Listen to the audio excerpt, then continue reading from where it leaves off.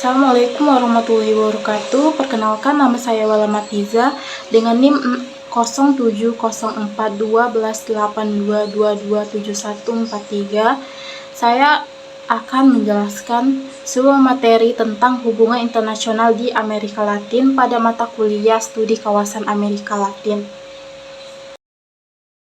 Baiklah, pada pembahasan pertama saya akan menjelaskan sedikit bagaimana kondisi hubungan internasional di Amerika Latin. Hubungan internasional di Amerika Latin merupakan cerminan dari dinamika kompleks yang melibatkan berbagai aktor global dan regional di tengah latar belakang sejarah, kolonialisme, intervensi asing, dan upaya integrasi regional. Kawasan ini menghadapi tantangan unik, mulai dari pengaruh dominan Amerika Serikat, negara-negara di wilayah Tiongkok, hingga upaya negara-negara di wilayah ini untuk membangun identitas politik dan ekonomi yang mandiri melalui kerjasama regional. Selanjutnya saya akan membahas beberapa masalah yang dihadapi oleh hubungan internasional di Amerika Latin. Yang pertama, ketergantungan ekonomi, diantaranya yaitu ketergantungan pada ekspor komoditas, di mana banyak negara di Amerika sangat bergantung pada ekspor komoditas seperti minyak, gas biji, mineral, dan produk pertanian. Ketergantungan ini membuat ekonomi mereka rentan terhadap fluktuasi harga internasional dan berdampak pada kestabilan ekonomi dalam negeri. Lalu selanjutnya, hubungan asimetris dengan negara adidaya, di mana hubungan ekonomi dengan negara-negara besar seperti Amerika Serikat dan Tiongkok seringkali bersifat asimetris, di mana negara-negara Amerika Latin memiliki posisi tawar yang lemah dan dapat mengarah pada eksploitasi sumber daya dan pengaruh politik yang tidak seimbang. Lalu masalah kedua yang dialami di hubungan internasional di Amerika Latin yaitu ketidakstabilan politik, di mana yang pertama, krisis politik internal. Beberapa negara di kawasan ini seperti Venezuela, Nicaragua, dan Haiti mengalami krisis politik yang parah, termasuk pemerintahan otoriter, protes massal, dan pelanggaran hak asasi manusia. Ketidakstabilan politik ini tidak hanya mempengaruhi hubungan bilateral dengan negara lain, tetapi juga menciptakan ketegangan di dalam kerjasama regional intervensi asing. Yang kedua yaitu intervensi asing, terutama dari Amerika Serikat, telah menjadi isu kontroversi di Amerika Latin. Campur tangan dalam urusan politik domestik dan oleh kekuatan eksternal seringkali memicu ketegangan dan konflik baik di tingkat domestik maupun regional. Masalah ketiga yang dialami oleh hubungan internasional di Amerika Latin yaitu masalah keamanan. Yang pertama itu perdagangan narkoba dan kejahatan terorganisir, di mana perdagangan narkoba, kekerasan geng, dan kejahatan terorganisir merupakan masalah serius yang mempengaruhi keamanan di Amerika Latin. Masalah ini juga mempengaruhi hubungan internasional, terutama dalam konteks kerjasama dengan Amerika Serikat dalam perang melawan narkoba. Lalu migrasi dan pengungsi. Krisis politik dan ekonomi di beberapa negara menyebabkan gelombang migrasi yang besar, baik di dalam kawasan maupun menuju Amerika Serikat. Fenomena ini menciptakan tekanan diplomatik dan tantangan kemanusiaan yang signifikan dalam hubungan internasional. Lalu yang keempat itu isu lingkungan, di mana diantaranya itu deforestasi dan degradasi lingkungan. Deforestasi di Amazon dan degradasi lingkungan lainnya menjadi perhatian internasional yang signifikan. Negara-negara di Amerika Latin menghadapi tekanan global untuk melindungi lingkungan, namun seringkali berada dalam dilema antara kebutuhan ekonomi dan pelestarian alam. Lalu selanjutnya itu perubahan iklim. Perubahan iklim Amerika Latin juga rentan terhadap dampak perubahan iklim yang mempengaruhi pertanian, sumber daya air, dan populasi pesisir. Tantangan ini memerlukan kerjasama internasional yang kuat, namun terkadang kebenturan dengan kepentingan ekonomi jangka pendek. Selanjutnya saya akan memaparkan tentang bagaimana dinamika hubungan intrakawasan di Amerika Latin. Yang pertama itu integrasi ekonomi dan perdagangan, di mana satu Mercosur dan Alianza del Pacífico. Mercosur dan Alianza del Pacífico adalah dua blok ekonomi utara di Amerika Latin yang mewakili pendekatan berbeda terhadap integrasi ekonomi. Mercosur yang dipimpin oleh Brazil dan Argentina lebih berfokus pada proteksionisme dan integrasi pasar domestik, sementara Alianza del Pacífico yang melibatkan negara-negara seperti Meksiko, Kolombia, Peru, dan Chili lebih terbuka terhadap perdagangan bebas dan integrasi dengan pasar global. Perbedaan ini menciptakan dinamika persaingan sekaligus peluang kerjasama antara kedua blok. Lalu selanjutnya hambatan tarif dan non-tarif. Meskipun ada upaya untuk mengurangi hambatan tarif, negara-negara di kawasan ini masih menghadapi tantangan dalam menyelaraskan kebijakan perdagangan. Hambatan non-tarif seperti regulasi yang berbeda, standar produk, dan birokrasi seringkali menghambat perdagangan intra-kawasan. Lalu selanjutnya, perbedaan ideologis dan politik.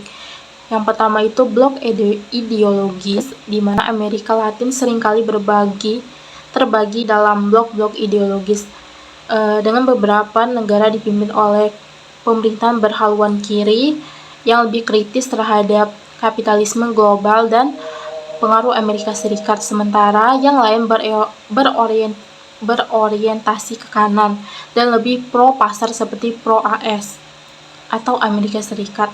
Perbedaan ini menciptakan ketegangan dan rivalitas di tingkat regional yang terkadang menghalangi upaya kerjasama yang lebih luas. Lalu yang selanjutnya itu krisis politik di beberapa negara. Krisis politik di negara-negara seperti Venezuela dan Nicaragua telah memecah kawasan ini, dengan beberapa negara mendukung pemerintahan yang ada, sementara yang lain mengakui oposisi sebagai kekuatan sah. Hal ini menimbulkan ketegangan diplomatik dan mempengaruhi hubungan intra-kawasan. Lalu yang ketiga itu migrasi dan mobilitas populasi.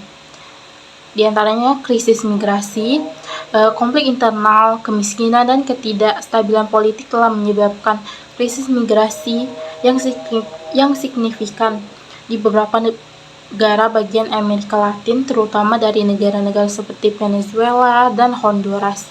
Migrasi ini menciptakan tekanan pada negara-negara tetangga dan mempengaruhi dinamika hubungan intra-kawasan.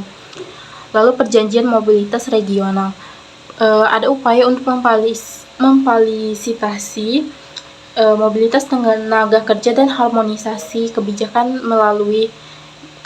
migrasi melalui perjanjian regional. Namun pelaksanaannya seringkali terlambat oleh perbedaan kebijakan nasional dan ketidakmampuan negara-negara penerima untuk mengakomodasi arus migran yang besar. Kita akan mengetahui bagaimana dinamika hubungan dengan Amerika Serikat dalam hubungan internasional Amerika Latin. Terdapat 3 poin. Yang pertama, pengaruh politik dan intervensi, di mana dalam pengaruh politik dan intervensi ini terdapat doktrin Monroe dan intervensi militer. Sejak abad ke-19, Amerika Serikat telah menggunakan doktrin Monroe sebagai dasar untuk mencegah kekuatan Eropa campur tangan di Amerika Latin. Namun doktrin ini juga digunakan sebagai pembenaran untuk campur tangan Amerika Serikat dalam urusan politik domestik negara-negara Amerika Latin. Intervensi militer langsung, dukungan untuk kudeta, dan operasi rahasia oleh CIA telah terjadi di berbagai negara termasuk Chili, Guatemala, dan Nicaragua yang seringkali mengakibatkan ketegangan dan permusuhan yang mendalam. Lalu hubungan pemerintah otoriter. Selama Perang Dingin, AS sering mendukung pemerintahan otoriter di Amerika Latin yang bersikap anti-komunis. Meskipun rezim-rezim ini sering terlibat dalam pelanggaran hak asasi manusia, dukungan ini menciptakan warisan konflik dan ketidakpercayaan yang masih dirasakan hingga hari ini. Lalu yang kedua itu hubungan ekonomi dan perdagangan. Perjanjian perdagangan bebas Amerika Serikat adalah salah satu mitra dagang utama bagi banyak negara-negara di Amerika Latin. Perjanjian perdagangan bebas seperti NAFTA yang melibatkan Meksiko dan CAFTA DR yang mencakup negara-negara di Amerika Tengah dan Republik Dominika, lalu memperdalam integrasi ekonomi antara Amerika Serikat dan negara-negara di kawasan. Namun, perjanjian ini juga menuai kritik karena dianggap lebih menguntungkan perusahaan besar Amerika Serikat dan merugikan petani dan pekerja lokal di Amerika Latin. Selanjutnya ketergantungan ekonomi. Ketergantungan ekonomi pada Amerika Serikat seringkali membuat negara-negara di Amerika Latin rentan terhadap kebijakan ekonomi Amerika Serikat, termasuk tarif, sanksi, dan perubahan kebijakan perdagangan. Krisis ekonomi di Amerika Serikat juga berdampak langsung pada ekonomi negara-negara di Amerika Latin yang memperkuat dinamika ketergantungan ini. Lalu yang ketiga itu isu keamanan dan perdagangan narkoba. Di mana perang melawan narkoba, Amerika Serikat telah lama menjadi mitra utama dalam perang melawan narkoba. Di Amerika Latin ini terutama negara-negara seperti Kolombia, Meksiko, dan negara-negara di Amerika Tengah. Kebijakan ini seringkali melibatkan dukungan militer dan penegakan hukum dari Amerika Serikat, tetapi juga telah menimbulkan kontroversi terkait pelanggaran hak asasi manusia dan meningkatnya kekerasan di negara-negara penghasil narkoba. Lanjutkan ke pembahasan selanjutnya, di mana bagaimana dinamika hubungan dengan Eropa dalam hubungan internasional Amerika Latin. Yang pertama, warisan kolonial dan koneksi budaya. Di antaranya itu warisan sejarah, di mana banyak negara di Amerika Latin, terutama di Amerika Selatan dan Karibia, memiliki hubungan sejarah yang erat dengan negara-negara Eropa, terutama Spanyol dan Portugal. Warisan kolonial ini masih terlihat dalam bahasa, agama, dan budaya di banyak negara Amerika Latin yang berbentuk ikatan budaya yang kuat dengan Eropa. Lalu kerjasama budaya dan pendidikan, di mana kita bisa melihat hubungan budaya antara Amerika Latin dan Eropa seringkali terwujud dalam bentuk kerjasama pendidikan, pertukaran budaya, dan proyek-proyek seni.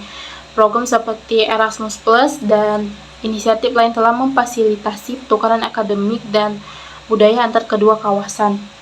Lalu yang kedua itu hubungan ekonomi dan perdagangan, di mana di mitra dagang penting, Uni Eropa adalah salah satu mitra dagang terbesar bagi Amerika Latin dengan perdagangan yang melibatkan berbagai komoditas seperti produk pertanian, bahan mentah, dan manufaktur. Perjanjian perdagangan seperti perjanjian asosiasi UE, Mercosur, dan perjanjian perdagangan bebas dengan Meksiko, Chili, dan Kolombia telah memperkuat hubungan ekonomi antar kedua kawasan.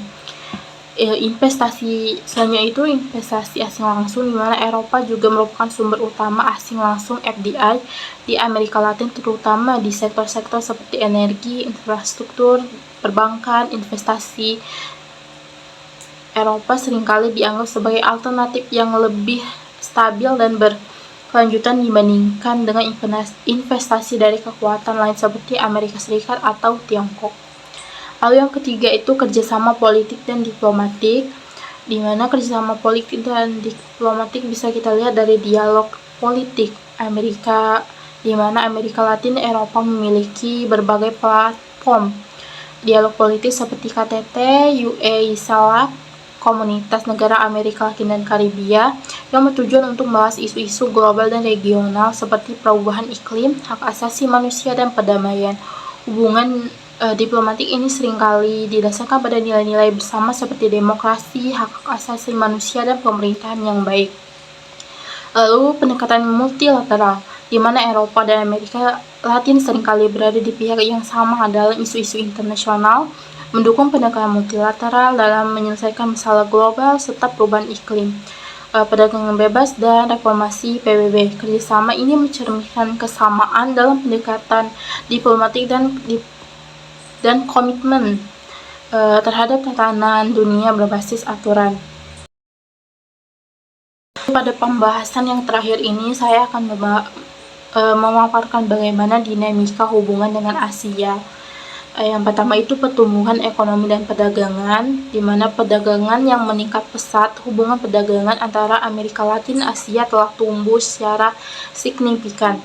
Terutama sejak awal abad ke-21, Tiongkok telah muncul sebagai mitra dagang terbesar bagi banyak negara di Amerika Latin, melampaui Amerika Serikat dalam beberapa kasus. Komoditas seperti minyak, biji besi, tembaga, dan produk pertanian dari Amerika Latin diekspor dalam jumlah besar ke Asia, sementara barang-barang manufaktur dan teknologi dari Asia diimpor ke Amerika Latin.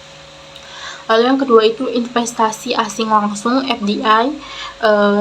Asia terutama Tiongkok telah menjadi sumber utama investasi asing langsung di sektor-sektor strategi di Amerika Latin seperti infrastruktur energi dan pertambangan. Proyek-proyek besar termasuk pembangunan jalan, pelabuhan, dan pembangkit listrik telah dibiayai oleh investor Asia yang melihat Amerika Latin sebagai kawasan dengan potensi pertumbuhan yang besar.